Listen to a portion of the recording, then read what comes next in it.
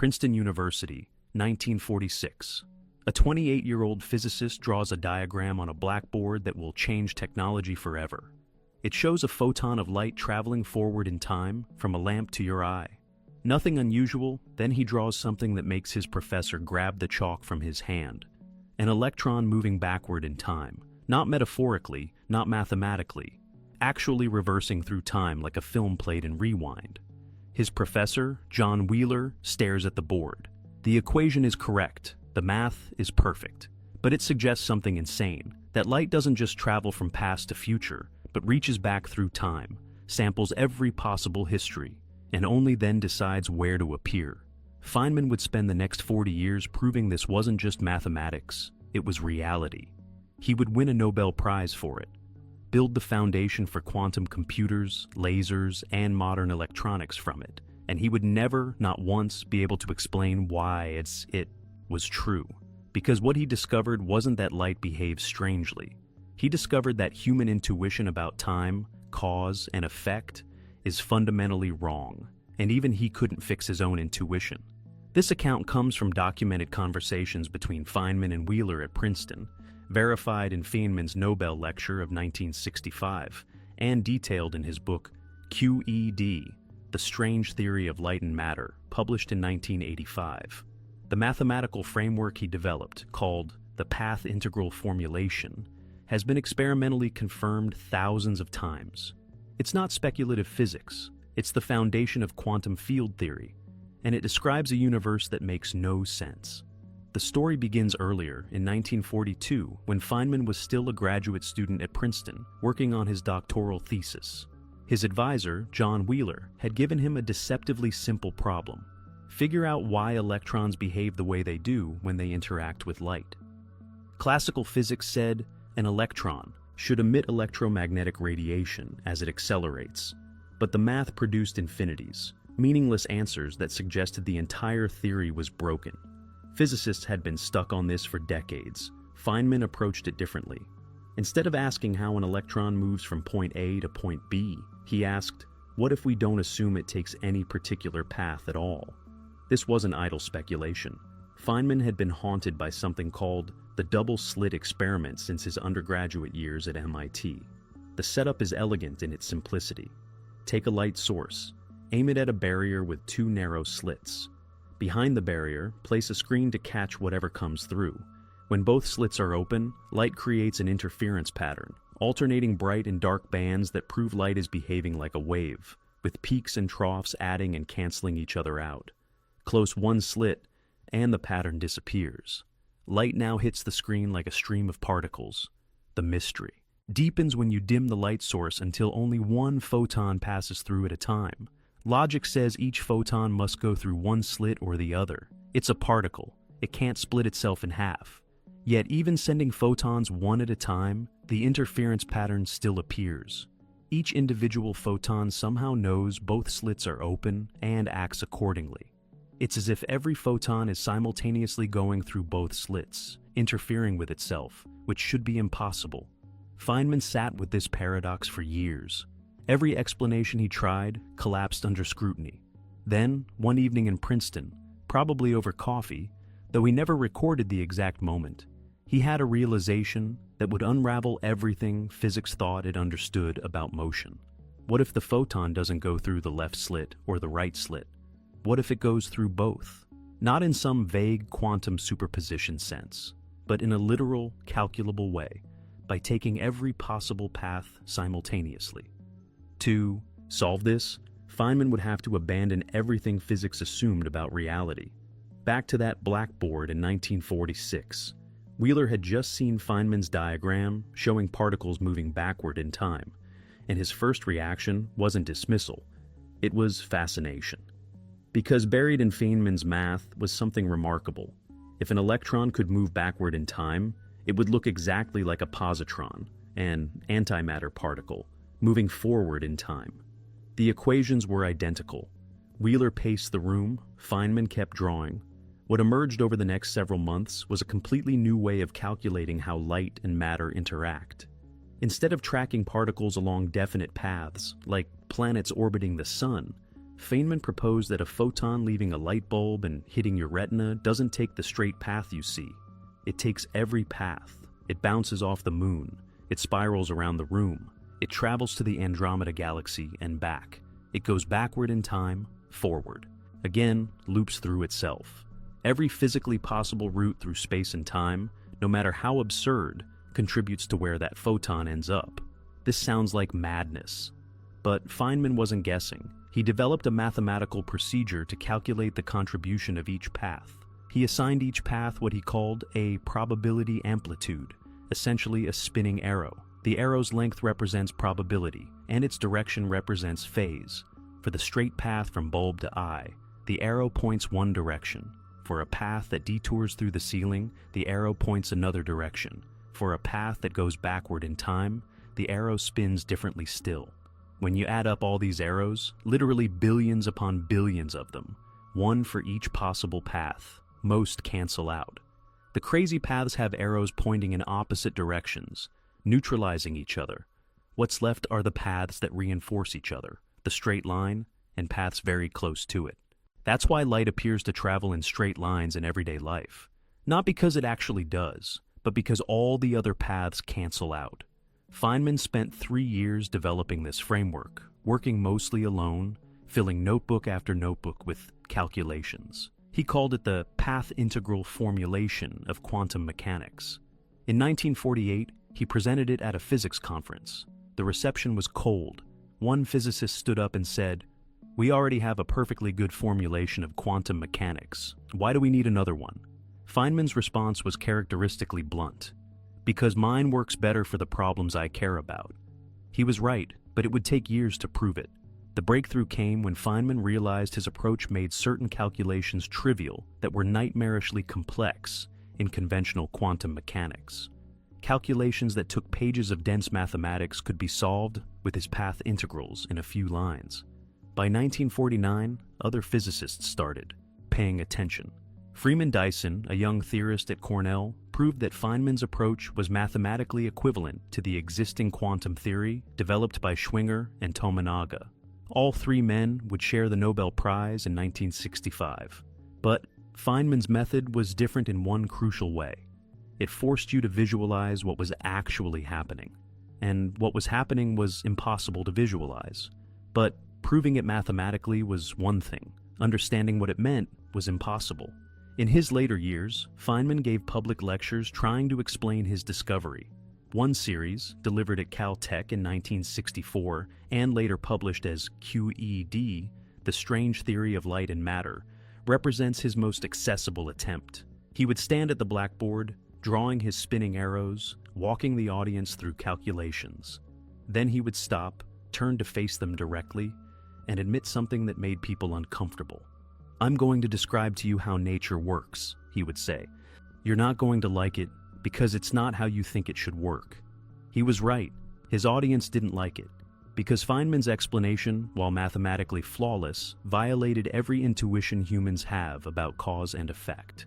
Consider what it means for a photon to take every path. When you flip on a light switch and illuminate a room, each photon that reaches the wall has, in a sense, checked every possible route first.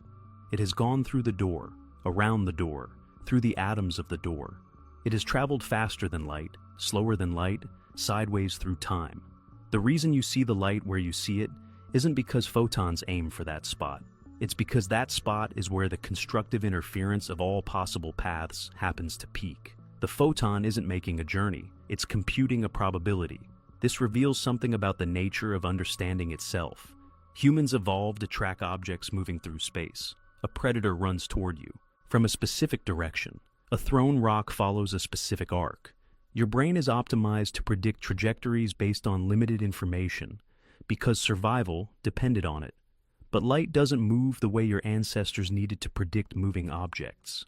It operates on principles that emerge from the mathematics of quantum fields, not from evolutionary pressures on primate brains. Feynman's discovery didn't just explain light, it exposed the fact that reality operates on rules that brains, which are themselves just complex arrangements of atoms, were never designed to intuitively grasp. In his Nobel lecture, Feynman addressed this directly. "It is safe to say that no one understands quantum mechanics," he said. "Do not keep saying to yourself, if you can possibly avoid it, but how can it be like that? Because you will go down the drain into a blind alley from which nobody has yet escaped. Nobody knows how it can be like that." This wasn't false modesty. Feynman had spent 2 decades thinking about this problem more deeply than almost anyone alive. He could calculate the behavior of light with stunning precision. He could predict where photons would go, how they would interact, what patterns they would form. But he couldn't answer the question a child would ask: why does light take every path instead of just one? The philosophical implications spread like cracks through ice. This wasn't just about light behaving strangely, but about reality operating on principles human brains weren't designed to grasp. Every object you see right now, this screen, the walls around you, your own hands, is visible because photons are taking infinite paths through space and time, canceling and reinforcing according to equations we can write but not truly comprehend. The computer rendering these words operates on quantum principles that its designers use but don't intuitively understand. The LEDs in your screen emit photons that decide where to go by summing over histories that include routes through Jupiter. And this isn't philosophy or interpretation. It's the literal mathematical description that makes the device work. Feynman wrestled with visualization tools for decades. He developed what are now called Feynman diagrams, simple pictures showing particles as lines and interactions as vertices. These diagrams are beautiful, elegant, and used by every particle physicist today. But Feynman knew they were lies. Useful lies, but lies nonetheless. A Feynman diagram shows an electron emitting a photon at a specific point in space and time. The path integral formulation says that emission happened at every point simultaneously, and the diagram is just a bookkeeping device for one term in an infinite sum. The diagram helps you calculate. It doesn't help you understand. In his Caltech lectures, a student once asked him, "Do you think ordinary people can understand quantum mechanics?" Feynman paused for a long time before answering. "I'm going to be honest with you," he said.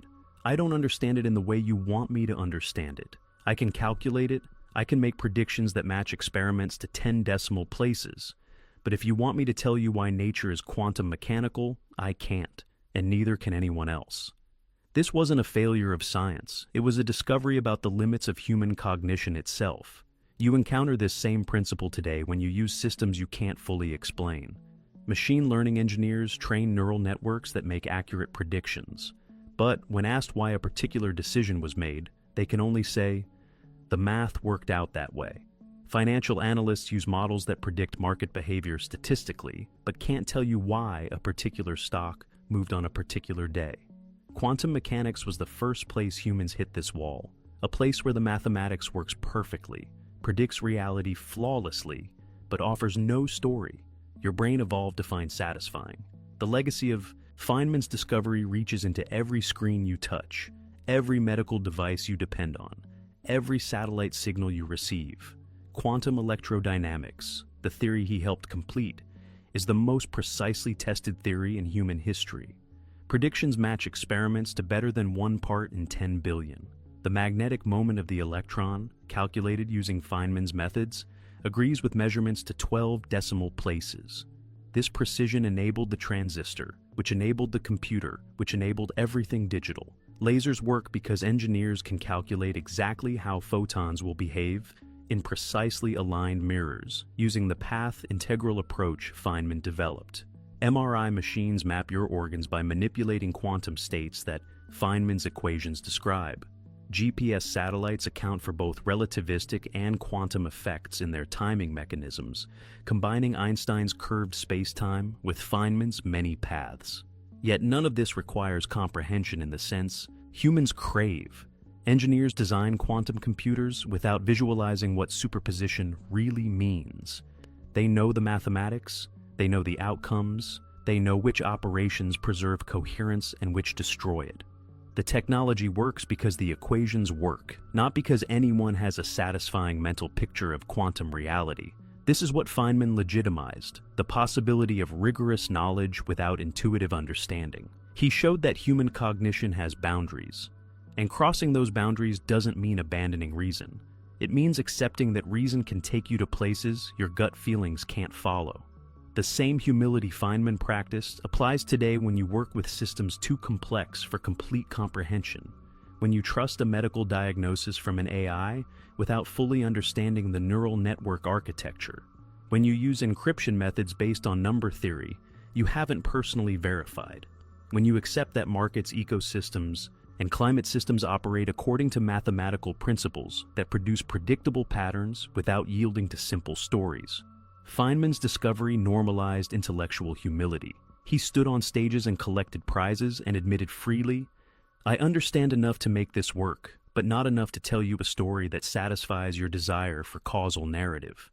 This isn't defeat, it's maturity." Toward the end of his life, Feynman reflected on this in a BBC interview. The theory of quantum electrodynamics describes nature as absurd from the point of view of common sense, he said, and it fully agrees with experiment. So I hope you can accept nature as she is, absurd. That word choice, absurd, was deliberate. Not mysterious, not unknown, not yet to be explained. Absurd, meaning incompatible with human intuition at a fundamental level. The universe operates on principles that make perfect mathematical sense and zero intuitive sense simultaneously. And after spending 40 years probing deeper into quantum mechanics than almost anyone before him, Feynman's conclusion was that this tension doesn't resolve. It's a feature of reality, not a bug in our current understanding. Here's what that means for anyone working at the edge of knowledge today. There will be truths you can use without fully grasping. There will be systems you can trust without completely understanding. Feynman discovered that light takes every path through space and time simultaneously, and he built technology from that fact, and he never stopped finding it strange. The strangeness didn't fade with familiarity, it deepened. And that's the real discovery. Not just how light works, but that how and why can permanently diverge. You can know that something is true, prove that it's true, build a civilization on it being true, and still have no story that makes it feel true. Every photon reaching your eye right now has taken infinite paths to get there. You're seeing this because somewhere in the sum of all possible histories, the universe calculated where you'd be, where the screen would be, and which paths would constructively interfere at this moment. Feynman figured out the math. He won the Nobel Prize. He couldn't explain it. And that's the story. The most precisely tested theory in science, describing a reality nobody can visualize, developed by a man brilliant enough to know the limits of brilliance. The light works, the explanation doesn't. And somehow, that's enough.